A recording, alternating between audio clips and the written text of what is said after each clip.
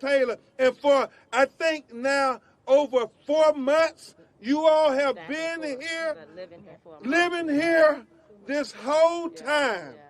And that's why I call her the queen of the movement for justice for Breonna Taylor. My sister, my warrior, my freedom fighter, Tamika Mallory.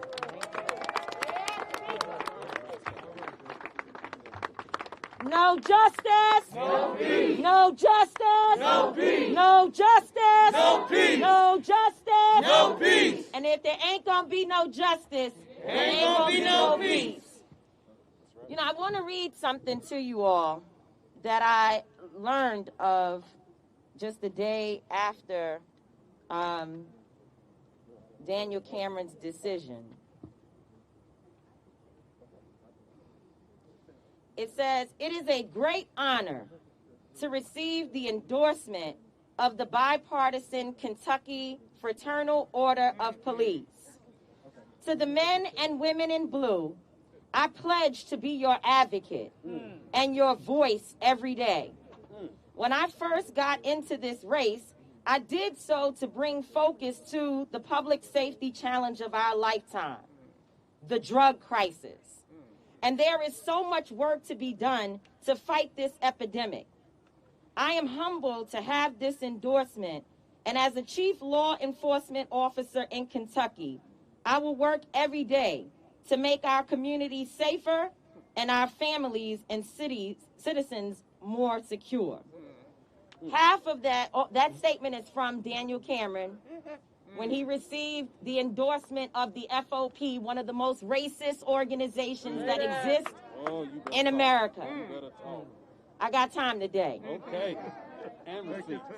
And half of that statement was a lie. Daniel Cameron is not here to protect citizens and to make the state of Kentucky safer. But he was honest about one part, and that is that he is an advocate for police, and that he was going to be their voice and to do whatever is necessary to protect them. And so we learned that he's a man of his word as it relates to his relationship to police. He protected the police. And it did not matter to him one bit that those same officers could have ran in his black mama's house and shot her to death. He's more committed to the white supremacy that he is upholding. He mentioned at the press conference, which I thought was quite interesting, that he's a black man.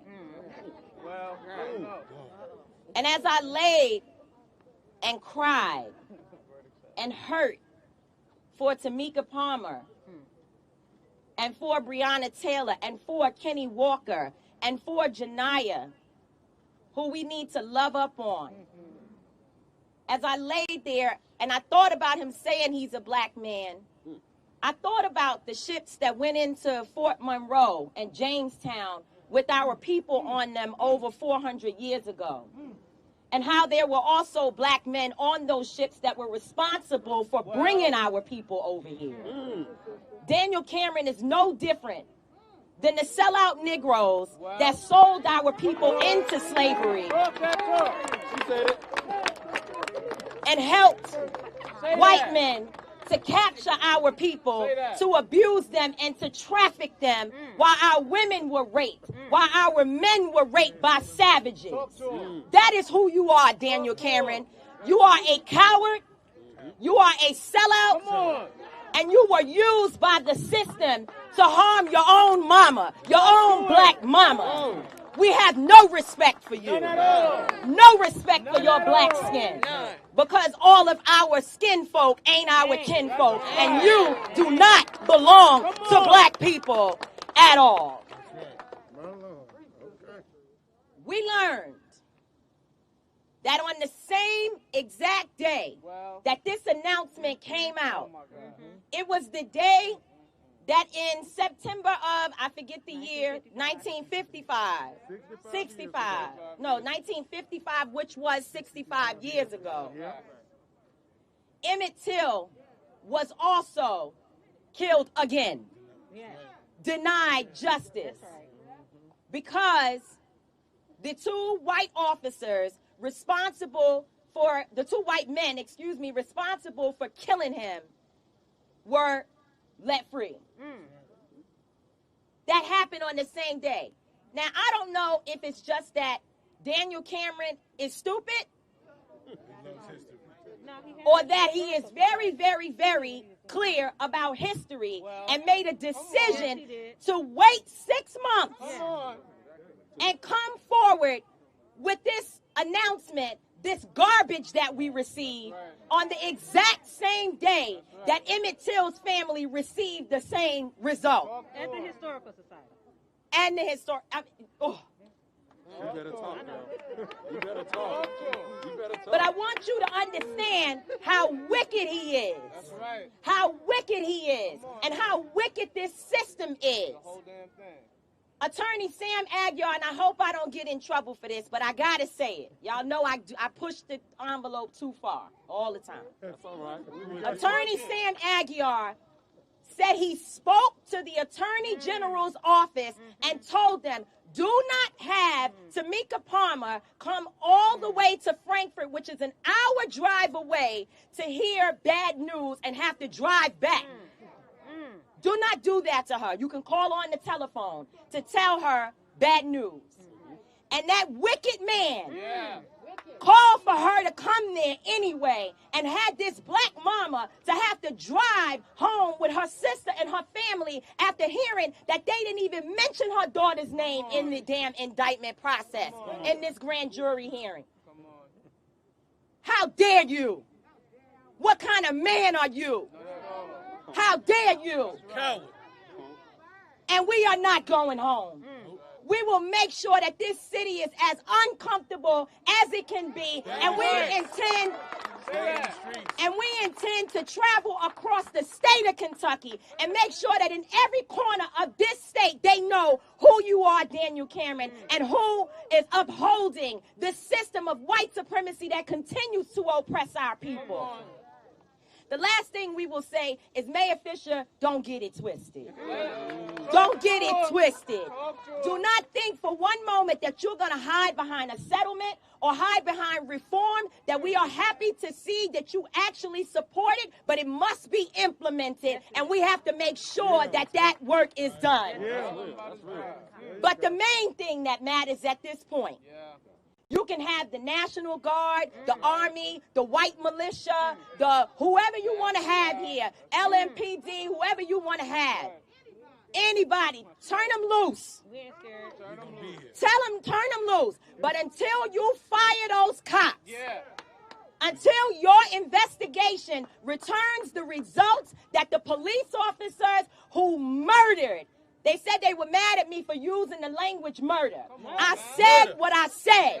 They murdered Breonna Taylor. And until those officers are fired from this department, I promise you, we will continue to make these streets hot. Now, and today at 5 o'clock, just for anybody who's wondering when to meet us, we're going to be outside. We're going to be outside. The last thing I want to tell you all is that I'm a visitor, so I observe. And our team, we don't live here permanently, but we temporarily live here. And we observe a lot. So last night, as we broke curfew, because that's what we do. That's what we do. Every night. And we prepared for whatever that means.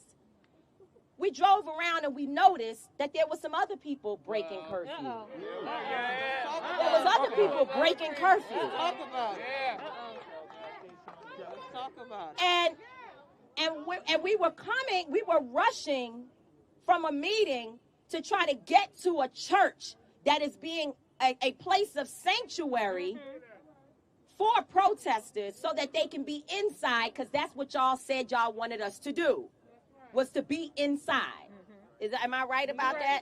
And so these folks were on their way to go inside and to disrespect the state representative, Attica Scott, Shamika Parrish, who is a leader in this community, and other women, other black women, and other individuals, and to say that they were actually burning down something, as Attorney Lanita Baker says, it is despicable. It's despicable, and you are liars. Yeah. But as I was riding around and we saw all these people in one place at a Shell gas station that is not far from here, Jefferson and First, I was looking and I said, wait, we got to stop, because is that the police? Is it the military? No, it was the white militia. And it was after 9 o'clock, and they were breaking curfew with me. That's right. So what I want to know is it okay for us to even be at a church? And they can be outside, but we can't be at a church. I thought Mayor Fisher said that he wanted the churches and the mosque and other places to open up. Why were they arrested last night, and yet the white militia was allowed to be outside after 9 o'clock? Because they said, listen, Louisville residents, I want you to be clear about what they said. They said that the owner of the Shell gas station, had the white militia on their property to protect them. So they're telling you who they with. So if you continue to go to the Shell gas station as a person, a black person in this city, or any person who claims to support our cause, you got it twisted. Boycott Baiters. You boycott Baiters immediately. We have no reason to go back to that gas station since they are standing with the white militia. What's that address again? What's that address again? And it's on What's that address? First and Jefferson. First and Jefferson. And they shot, right, and one of their white employees shot a black man down there the other day. And ironically, they put out video of some people in the store throwing things down on the ground afterwards, but they never showed that the reason why that even happened was because a black man was shot there, and they held the man who shot him inside the store for 2 hours to protect him. And the question I have for the media is, where is that story?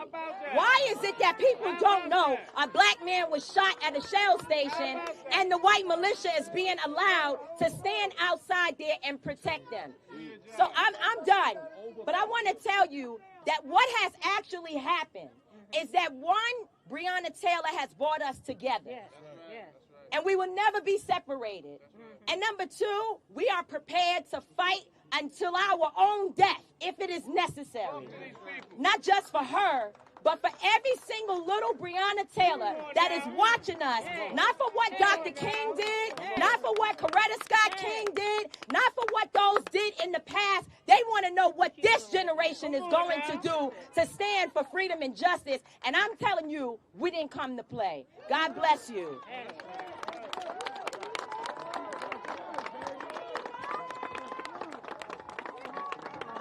Hey, that's why we. That's Alec, we're gonna bring it back. Let's get Mr. Bleckenday here. She's coming. She's coming.